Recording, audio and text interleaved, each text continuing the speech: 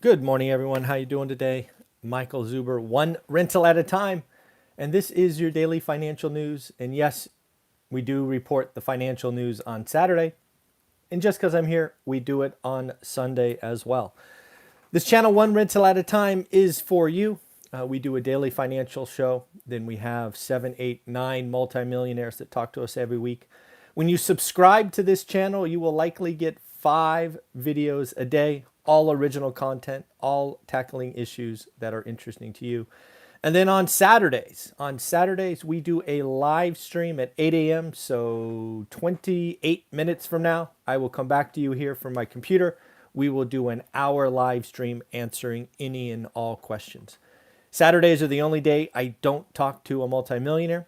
What I do is instead, I give you an hour and we just go until there's no questions. So thank you for being a part of this channel. Thank you for the new viewers. Thank you for the returning viewers. Thank you for the subscribers. Thank you for the haters, right? Everybody comes from a different angle. So I appreciate each and every one of you. Don't forget to like, subscribe, comments, all of that stuff. Before we get started, we have another person or actual couple to congratulate. I want to congratulate Jamie and Jess for doing the work and getting their first or next rental property. We have a contest going on in this channel because I want to know if one rental at a time is impacting the world in a positive way. So we're trying to get to 500 closed deals. We're well on our way. If you want to know where we're at, I have a playlist called Goals. I report on them every week, and we'll give you the update tomorrow. So again, Jamie and Jess, congratulations. A couple of quick things. Thank you for all the participation yesterday. It was wonderful to read and scroll through. If you don't know what I did yesterday, I asked about inflation examples. You can go ahead and look at yesterday's, October 22nd's daily financial news, and take a look at all those crazy inflation numbers. I actually wrote down eight that were kind of caught me by, or just 8 real world examples, right? I do not believe inflation is a high class problem. I do not believe inflation is a first world get your treadmill problem. I believe these are real issues that are hurting real Americans. So let's just give some examples. Somebody filled up their gas tank in Big Sur. Big Sur's gas, I couldn't believe this. $7 a gallon. 7. I thought I was paying bad at 5.09, I think. 7. Beef fillet. Beef fillet was $10, now 21. State fair. Somebody went to a state fair and got one of those, I think those wristbands for like all rides you can do. Last year was 30, this year was 40.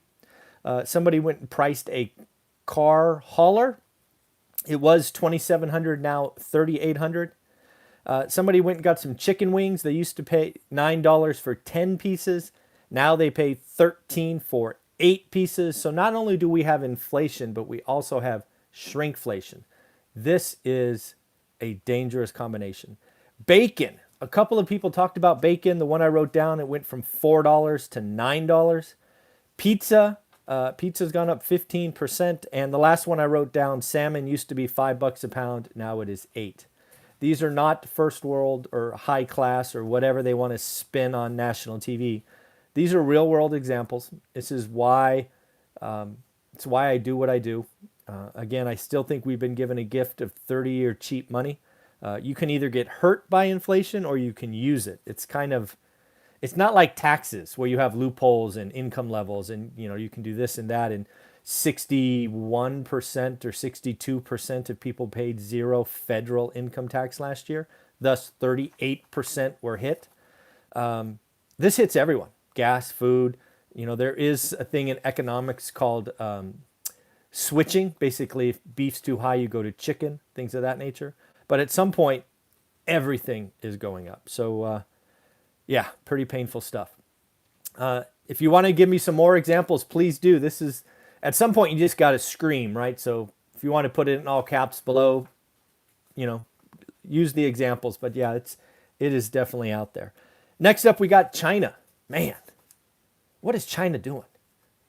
China has decided to test an idea that will hurt, yes, folks, hurt their real estate market. You've been watching me for any length of time, certainly the last 45 days or so. I believe China has done some things that are going to destroy or crash or bubble or whatever your analogy is, their housing market. It's going to hurt the average Chinese citizen. But now they are going to go out to different regions and test property taxes. Currently, they do not collect property taxes. They generally rely on like land sales and things of that nature to produce tax revenue for the territories. And land sales are down 20% a couple of months in a row. And as for Evergrande, I do not think Evergrande will be bailed out. Not at all. I think they want to see Evergrande fail. They're going to do everything they can to break it apart, but they're having a hard time, right? As I shared with you yesterday, Evergrande had 2 sales that were billions of dollars in cash infusion. Both fell through. They were trying to sell their office tower for 1.5, fell through. They were trying to sell 51% of their property management business, fell through. And on top of that, they have 97% fall in unit sales. Folks, Evergrande's done, just done. The only question is what date they will put on the tombstone. In fact, a lot of property developers in China are in trouble because cost of capital has skyrocketed. So yes, Evergrande is still limping along. They made their interest payment yesterday, so they're not technically in default. But a property developer who is selling 3%, yes, folks, if you drop 97, it means you only have 3%. They won't be able to make payroll pretty soon, right? The cash burn is insane. September home sales, did some more information on this. September home sales actually came in at 6.29 million sales. That's up from August, 5.88. This goes counter-cyclical.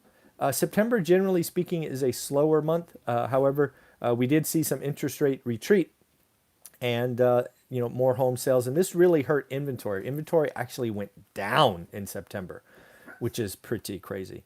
Read an article about Grant Cardone. He was once again interviewed and Hey, Happy. Sorry about that, folks. My little Shih Tzus are making noise and bugging me. I apologize if I screamed in my microphone. So Grant Cardone was interviewed, talked about his biggest mistake in business. He says that he went at it alone. If you've ever heard of some of his stories, he was a one-man show for a long time. Now, some of this could obviously be he is talking his book, because I just read he launched something called 10X Incubator. Apparently, this incubator has a goal of launching 10,000 tech companies over the next 10 years. So quite an ambitious goal. Definitely the 10X guy, so 10 on everything. Restaurants are suffering, as we've talked about, labor crunch. Talked about restaurants raising their salaries 10, 15, 20, 25% and still not getting staff. So when will robots replace people at restaurants? It is coming, and it's already started with kiosks. But can you imagine little robots rolling around delivering food to your table? I certainly can. I think it is coming. I saw an article yesterday about Elon Musk. Elon Musk riding pretty high. There is talk about Elon Musk potentially being the first trillionaire. Yeah, I think that's going to piss off Elizabeth Warren and Bernie Sanders. Yeah, a trillionaire. I think that's going to give those two a migraine. A big week next week, huge week next week, lots of earnings. We're going to get a review of Q3, which kind of frankly doesn't interest me, but we will hear about the all-important Q4 holiday season. We'll hear about inflation, shipping, all of those things. 1/3 of the Dow, right? The Dow reports, 30% of the S&P reports. And I don't know if you know this, but 84% of the companies that reported already beat earnings expectations. So a lot of that is banking and the like, but still 84% thus far. So we will see about next week. There's clearly been some misses. Snap, Intel come to mind. But yeah, that is going to be interesting. We're going to have to watch the 10-year note. The 10-year note is now over 1.7. The high print of the year is 1.776. So we're going to see if we take that out. As for next week, I'm going to call Tuesday the most important day. Monday, you got Facebook, restaurant brands, Kimberly-Clark. Tuesday's the big day. We got Visa, Alphabet, a.k.a. Google, 3N, Robinhood, Sherman-Williams. Sherman-Williams is important. That's a painting company that gave us some kind of indicators into the supply chain last quarter. AMD. On top of that, we have economic data like Case-Shiller, FHFA home prices, consumer confidence, and new homes. I'm going to say consumer confidence is the one number, the one metric that is most important. Hence why I picked Tuesday as the most important day. Wednesday, we go to Coke, McDonald's, GM, Ford, and eBay. Thursday, we got Apple, Amazon, Yum Brands, and of course, jobless claims, plus pending home sales, right? Is the home sales continuing to rocket higher, or has the interest rate rise that we saw last week already impacting pending home sales? And rounding it out, Friday we have Chevron and Colgate Palmolive, with personal income and consumer sentiment. These are all important numbers we must watch, see what's going on with the consumer. Again, consumer confidence is most important. Consumer sentiment right behind it, and pending home sales. So huge week ahead. Huge week ahead. So that's what I got for you today. Remember, folks, in about 17 minutes, we will go live with just your questions, my answers. We'll go for an hour and have some fun. So it is Saturday. Enjoy your day. Make some memories. Do the work. Take care of yourself. Bye-bye.